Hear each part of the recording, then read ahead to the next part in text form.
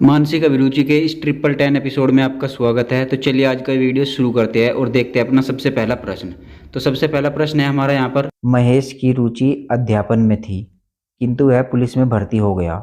वह पुलिस विभाग के साथ अनुकूलता विकसित करने के लिए निम्नलिखित में से कौन सा सर्वश्रेष्ठ विकल्प चुन सकता है। यानी महेश की जो रुचि थी वो अध्यापक बनने में थी, शिक्षक बनने में थी, लेकिन वह पुलिस में भर्ती हो गया।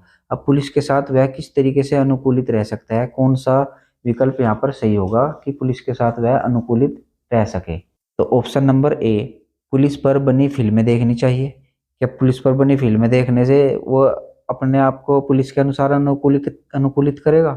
जी नहीं। ऑप्शन नंबर बी, पुलिस विभाग में सहकर्मियों के साथ समय व्यतीत करना चाहिए। Option number C, office work लेकर आगे की पढ़ाई या फिर तैयारी करनी चाहिए। ऑप्शन नंबर डी, स्वयं का मूल्यांकन कर अपने आंतरिक स्वभाव से अनुकूलता विकसित करनी चाहिए।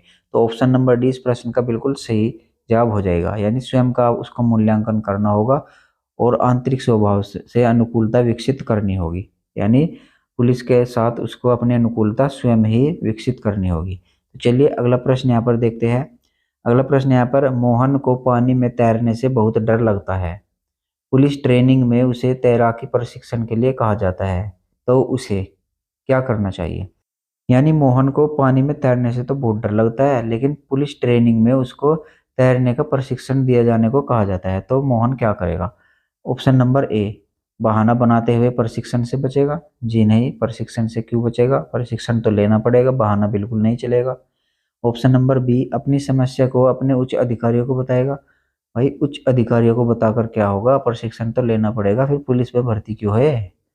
ऑप्शन नंबर सी, अपने दर पर नियंत्रण रखते हुए तैराकी का प्रशिक्षण लेना चाहिए।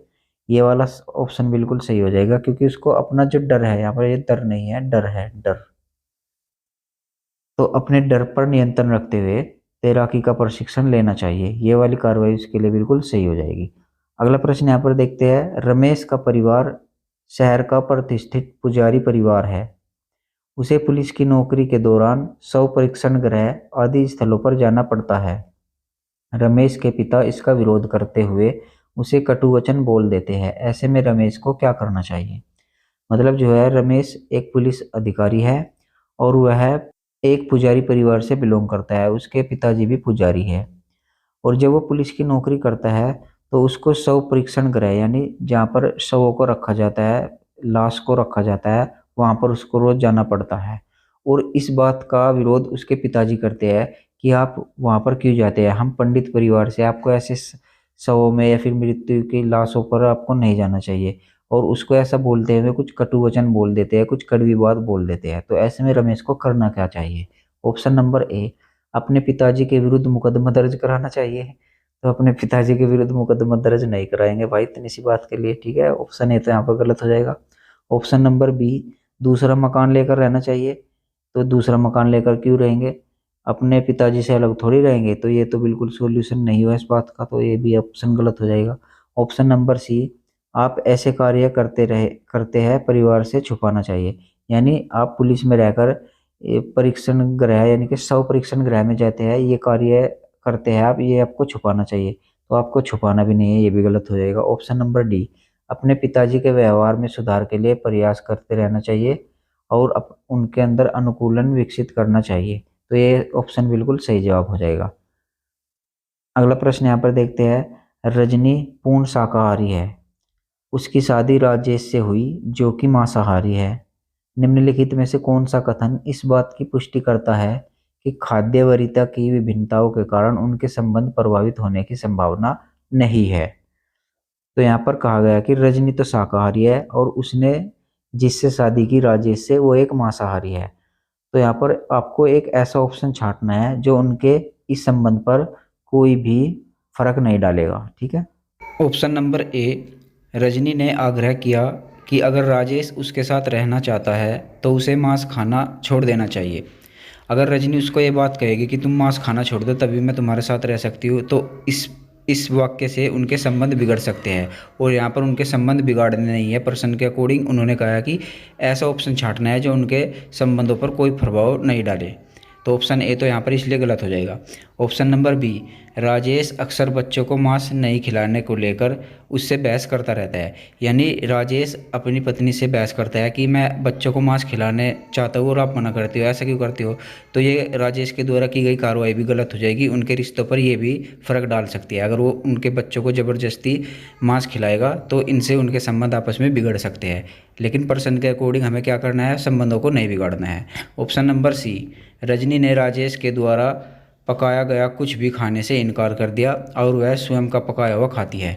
अगर रजनी ऐसे कहेगी कि आपके द्वारा पकाया हुआ मैं कुछ भी नहीं खाऊंगा, इसका मतलब यहाँ पर उनमें अनबन शुरू हो जाएगी, और अनबन शुरू हो जाएगी तो उनके संबंध आपस में बिगड़ सकते हैं। तो इसलिए ऑप्शन सी भी यहाँ पर गलत हो जाएगा। बात करते हैं यहाँ पर ऑप्शन नंबर डी की। राजेश ने कभी भी घर पर मांस नहीं पकाया और रजनी ने कभी भी जोर नहीं दिया कि वह मांस खाना छोड़ दे। ये वाली कार्रवाई बिल्कुल सही हो जाएगी।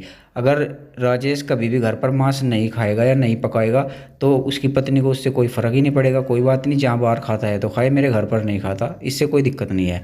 और रजनी भी उसको कभी नहीं कहती कि तुम मांस खाना छोड़ दो, मैं तभी तुम्हारे साथ रहूँगी, उसको भी कोई फ़र्क नहीं पड़ता है, बाहर खाता है तो खाए, कोई दिक्कत नहीं है। तो ये वाली कार्रवाई से इनके संबंधों पर कोई भी प्रभाव नहीं पड़ेगा। तो इस प्रश्न का बिल्कुल सही जवाब हो जाएगा ऑप्शन नंबर डी। अगला प्रश्न यहाँ पर देखते हैं, यदि आप वरिष्ठ पुलिस अधिकारी की कार चला रहे हैं, चौराहे पर लाल बत्ती हो जाने पर आप क्या करेंगे?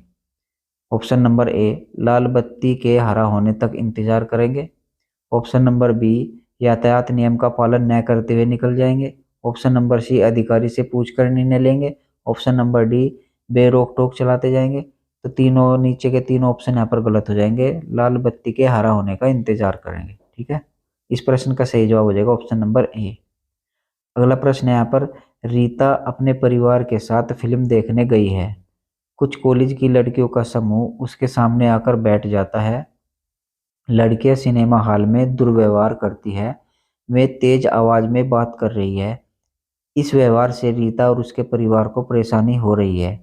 पहली चीज वह क्या कर सकती है? ठीक है, यानी कि उसकी पहली कार्रवाई वह क्या कर सकती है? ऑप्शन नंबर ए, लड़कियों को रोकने के लिए उन्हें भी अधिक शोर करना चाहिए। तो ये कार्रवाई तो गलत हो जाएगी, उन्हें थोड़े ही वहां पर शोर मचाना चाहिए। ऑप्शन नंबर बी, सिनेमा के मालिक से मिलने के लिए कहे और उनसे शिकायत करे। ऑप्शन नंबर सी, एक गेटकीपर की तलाश पर लड़कियों के व्यवहार के बारे में उससे शिकायत करे। ऑप्शन नंबर डी, लड़कियों से फोन बंद कर शांत रहने का अनुरोध करे। तो ऑप्शन नंबर डी इस प्रश्न का सही जवाब हो जाएगा, क्योंकि आपकी जो सबसे पहली कार्रवाई होगी वो लड़कियों से फोन बंद करने को कहेंगे और उनको शांत रहने का अनुरोध करेंगे। यानी सबसे पहले आपको उन्हीं को कहना होगा कि आप तवे आपके अनुरोध करने से शांत होकर बैठ जाए, तो पहली कार्रवाई आपको उन्हीं से अनुरोध करने की रहेगी। तो ऑप्शन नंबर डी इस प्रश्न का बिल्कुल सही जवाब होगा। ठीक है, अगला प्रश्न यहाँ पर देखते हैं, आप रात को फिल्म देखकर घर जा रहे हैं। रास्ते में कुछ गुंडे दो लड़कियों का पीछा कर रहे हैं, तो आप क्या करेंगे? ऑप्शन नंबर ए, आप गुंडों से कहेंगे कि यहाँ से चले जाओ या इसका नतीजा भुगतने के तैयार रहो। ऑप्शन नंबर बी, आप लड़कियों के साथ जाकर उन्हें घर तक छोड़ देंगे। ऑप्शन नंबर सी, आप आसपास के लोगों को इकट्ठा करते हैं ताकि गुंडों से छुटकारा पाया जा सके। ऑप्शन नंबर डी, आप चुपचाप वहां से निकल जाएंगे। ऑप्शन नंबर बी इस प्रश्न का बिल्कुल सही जवाब हो जाएगा, आप लड़कियों के साथ जाकर उन्हें घर तक छोड़ देंगे। क्योंकि आप गुंडों से ये नहीं कह सकते कि आप यहाँ से भाग जाओ या नतीजा भुगतने के लिए तैयार हो, क्योंकि वे सिर्फ पीछा कर रहे हैं, उन्होंने कोई कृत्य नहीं किया है, तो आप ऐसा उनको नहीं कह सकते। ठीक है, और ऑप्शन नंबर सी में देखें, आसपास के लोगों को इकट्ठा भी नहीं कर सकते। ठीक है, ये भी एक गलत कार्रवाई हो जाएगी। ऑप्शन नंबर डी, आप चुपचाप वहां से निकल जाएंगे, ये कार्रवाई भी गलत होगी। तो ऑप्शन नंबर बी इस प्रश्न का बिल्कुल सही जवाब हो जाएगा। अगला प्रश्न देखते हैं यहाँ पर, दबिश के दौरान अपराधी के परिवार के लोग अपशब्दों का प्रयोग करते हैं, आप क्या करेंगे? ऑप्शन नंबर ए, अपराधी के परिवार वालों पर बल का प्रयोग करेंगे, जिन्हें आप बल का प्रयोग नहीं कर सकते भीड़ पर। ऑप्शन नंबर बी, अपराधी के परिवार वालों की बातों को अनसुना कर उन तलाशी जारी रखेंगे। ऑप्शन नंबर सी, आप भी प्रतिक्रिया में अपशब्दों का प्रयोग करेंगे। ऑप्शन नंबर डी, आप वहां से निकल जाएंगे। तो आप इस प्रश्न का सही जवाब हो जाएगा ऑप्शन नंबर बी, अपराधी के परिवार वालों की बातों को अनसुना करेंगे और वहां पर तलाशी जारी रखेंगे। ठीक है, अगला प्रश्न यहाँ पर, यदि आपके मित्र के साथ आप रोज सुबह दौड़ने जाते हैं, किसी कारण से वह दौड़ना छोड़ देता है, ऐसी परिस्थिति में आप क्या करेंगे? ऑप्शन नंबर ए, आप भी दौड़ना छोड़ देंगे क्योंकि अकेले में आपका मन नहीं लगता। तो ये वाला ऑप्शन आपका गलत हो जाएगा। अगर आप ऐसा करेंगे तो आप परिस्थितियों के अनुरूप कार्य नहीं कर रहे हैं, आप परिस्थितियों से भाग रहे हैं, तो आपके अंदर अनुकूलन की क्षमता नहीं है। तो ऑप्शन नंबर ए तो यहाँ पर गलत हो जाएगा। ऑप्शन नंबर बी, पूरी शक्ति लगाकर अपने मित्र से कहेंगे कि वह दौड़ने चले। ऑप्शन नंबर सी, किसी नए मित्र को दौड़ने के लिए तैयार करेंगे। ऑप्शन नंबर डी, आप निरंतर दौड़ते जाएंगे। तो आपको किसी से कोई भी फर्क नहीं पड़ना चाहिए, आपको निरंतर दौड़ते रहना चाहिए। तो ऑप्शन नंबर डी इस प्रश्न का बिल्कुल सही जवाब हो जाएगा। अगला प्रश्न यहाँ पर है, यदि आप परीक्षा में असफल हो जाएं तो आप क्या करेंगे। ऑप्शन नंबर ए, अगली बार प्रयास करेंगे जैसे कुछ भी न हुआ हो।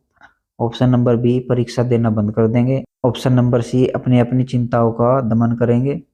ऑप्शन नंबर डी, आप अपनी गलतियों पर कठोरता से विचार करके पुनः प्रयास करेंगे। तो ऑप्शन नंबर डी इस प्रश्न का बिल्कुल सही जवाब हो जाएगा। आपको अपनी गलतियों को पहचानना है और उन पर कार्य करना है और फिर से प्रयास करना है।